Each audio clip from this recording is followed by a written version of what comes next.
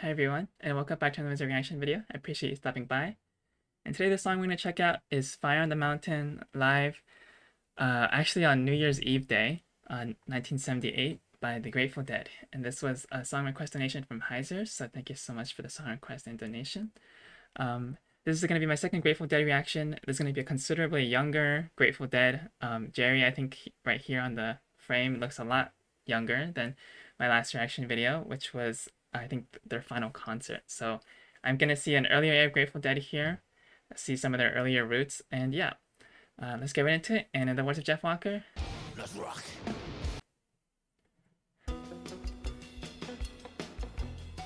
Now I heard Grateful Dead kind of falls into psychedelic rock a little bit, so I'm looking forward to hearing some of that.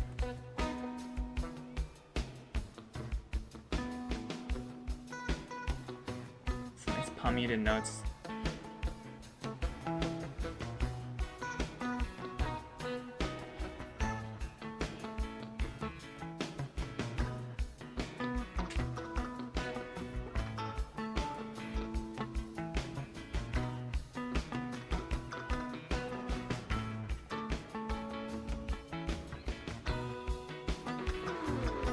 Make sure this is max quality actually.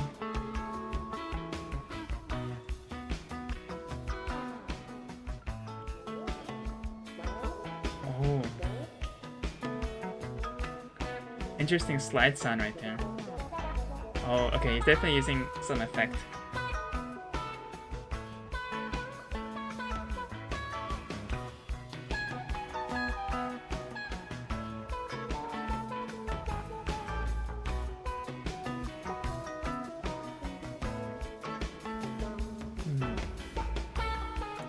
Okay, I can't say 100% sure what effect that is. It sounds kind of like a wah or like a filter pedal or something like that, but it sounds really like floaty slash bouncy, like almost like you're playing underwater is how I describe it. So definitely an interesting effect that he's using already right there.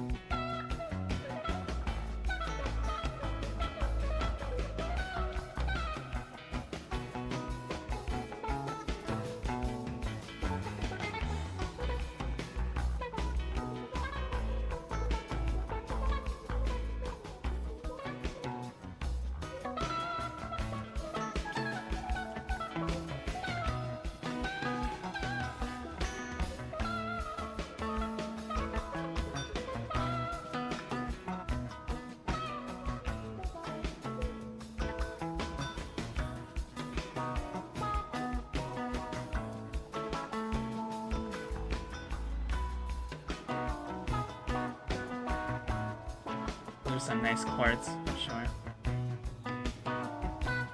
Oh, I like the sliding chords he does. Nice.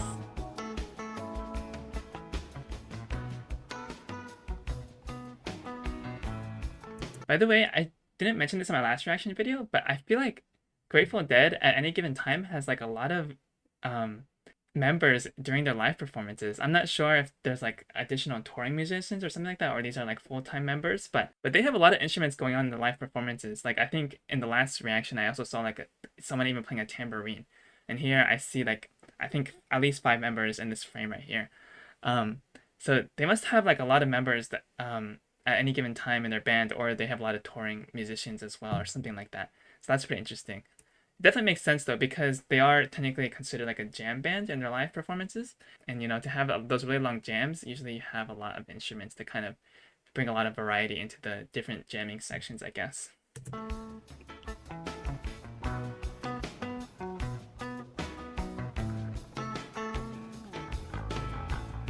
Oh, they have another vocalist coming up too.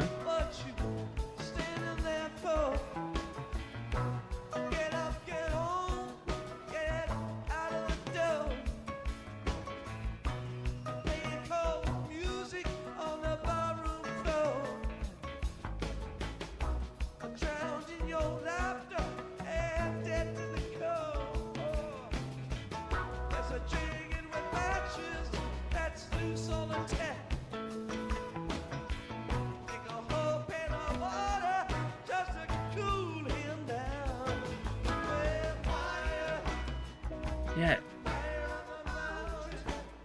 looks like they have a female vocalist that joined. Wow.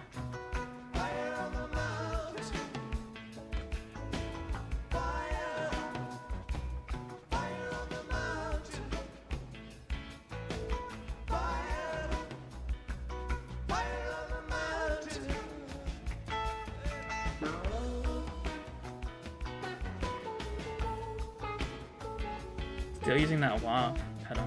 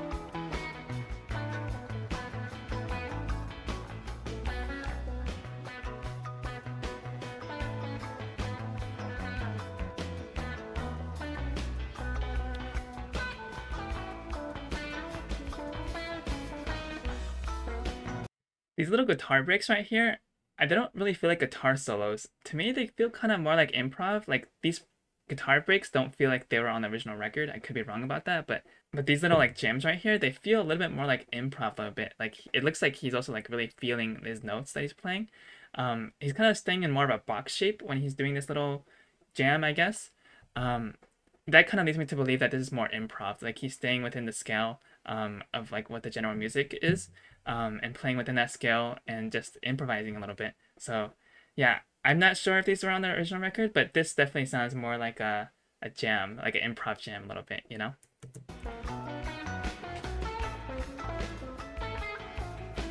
He's just slowly moving around the fretboard in a box shape.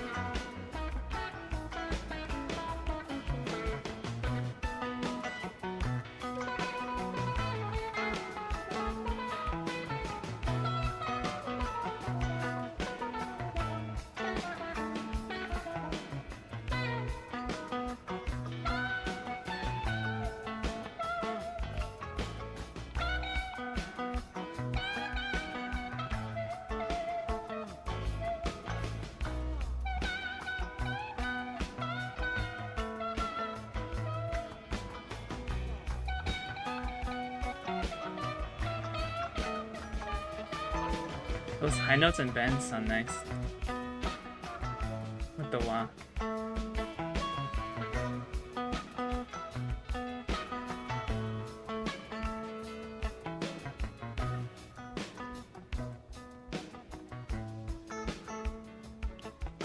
Oh, you can see him adjusting his knob, his volume knob on his guitar to get this really soft sound now.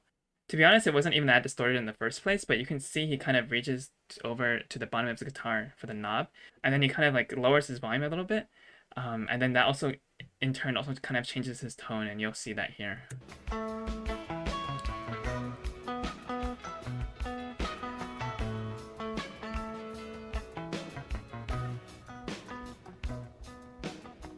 Yeah, it becomes super soft.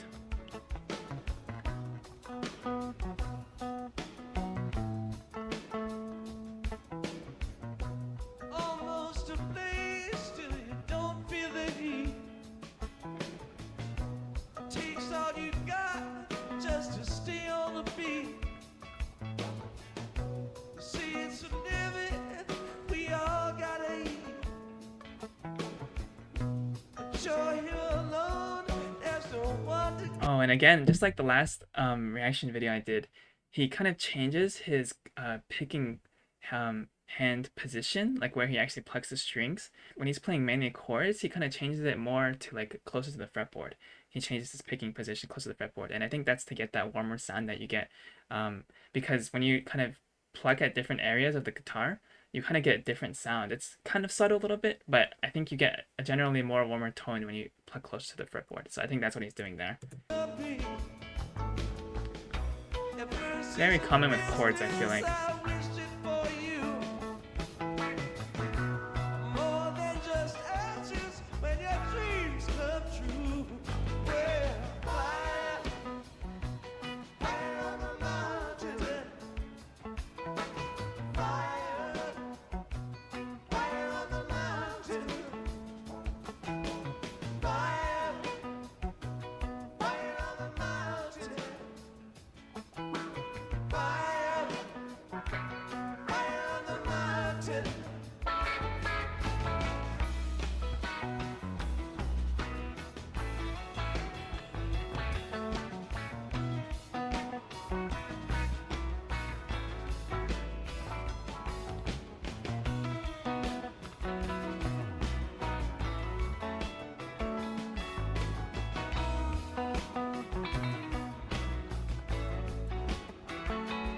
Some nice vibratos on the chords.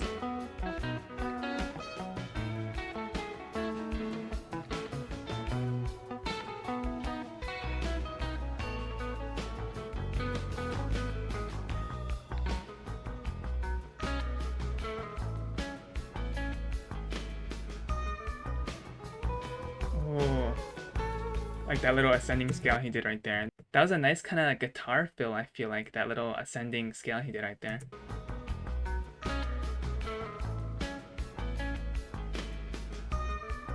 There. Nice.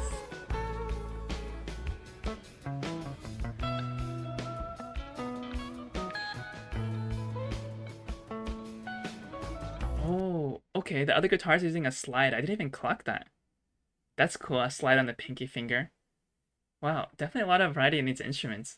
And different techniques that they're using, I guess. So you have a slide guitarist right here, and then you have Jerry doing kind of the more traditional guitar kind of playing. But yeah. Yeah, I really like that ascending scale he did. By the way, that's a really good technique to use in solos, or not necessarily technique, but a really good way to transition in a solo. If you're playing from a lower section to a high section, you can kind of just throw in like a little shreddy. You can kind of just throw in like a little shreddy ascending scale in there, and then you'll be at the high part of the fretboard, and then it'll sound like a natural transition. So yeah, I really like that right there.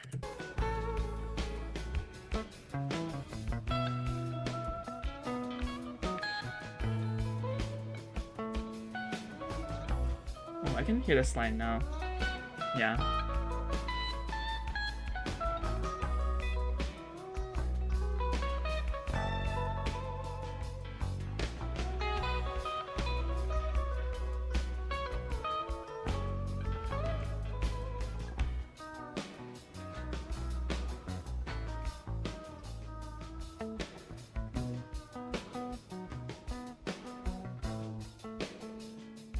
Oh, he's taking it off?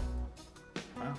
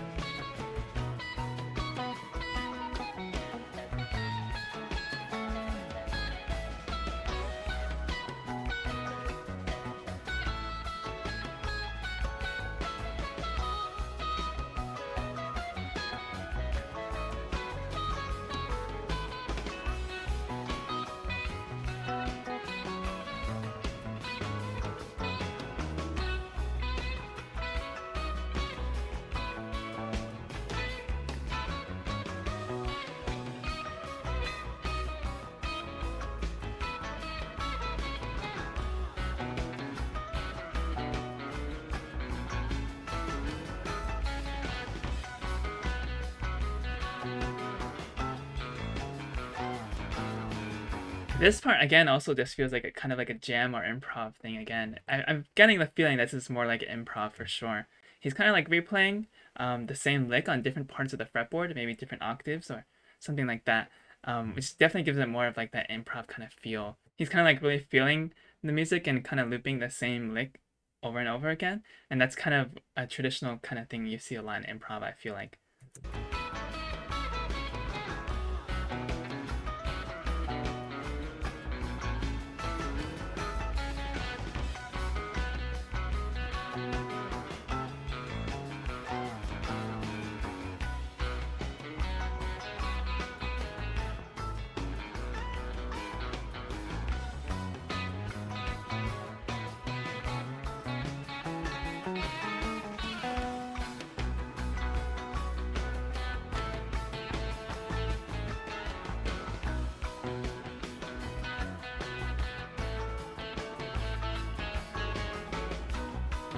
I like the bass tone, by the way. That's pretty nice. Very bright at parts.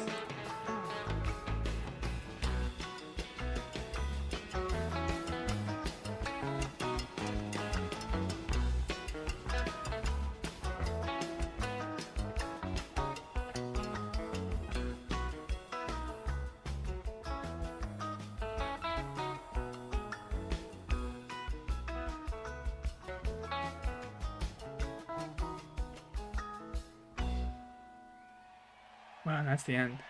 Did they end off on a jam like that? Respect. Nice. Um, I will say this isn't typically the kind of music I usually listen to. It's a little bit more, it's a little bit, it's a little bit too mellow and relaxed for me. Like I can appreciate all the musicianship, and they have a lot of instruments going on in this one again. Also two vocalists, which is pretty cool to see. But it's just a little too soft for my taste, I have to say. And that, don't get me wrong, I love myself a ballad or a slow song and stuff like that. But this kind of feels like it's in the middle between that like slow ballads kind of stuff and kind of like hard rock music. Like kind of feels like it's in the middle of that. And and I usually like more extremes, I'd say. Like when I listen to like heavy music, I like really heavy stuff, right? And when I listen to soft stuff, I like to listen to like really soft stuff. But this is kind of like in the middle a little bit, so it's not typically what I listen to. But either way, I enjoyed seeing all the musicianship that is in this band. Some really nice guitar jams from Jerry again, and in this song particularly, he seemed to use the wah pedal for most of the song. So that was a really nice, interesting listen to, uh, because the wah always kind of brings a special kind of texture that you hear that you don't hear with traditional guitar playing. I remember the first time I heard a wah, I think was Tom Morello's "Bulls on Parade," and I was like, "What the hell is that sound?" But now that I've seen so many guitarists on this channel use the wah, it's kind of becoming a lot more prominent than I thought it was in rock slash guitar music, I guess. But yeah, thank you so much again for the suggestion. And I hope you guys enjoyed listening to this with me, and I appreciate you watching this video. And again, rip Jerry Garcia.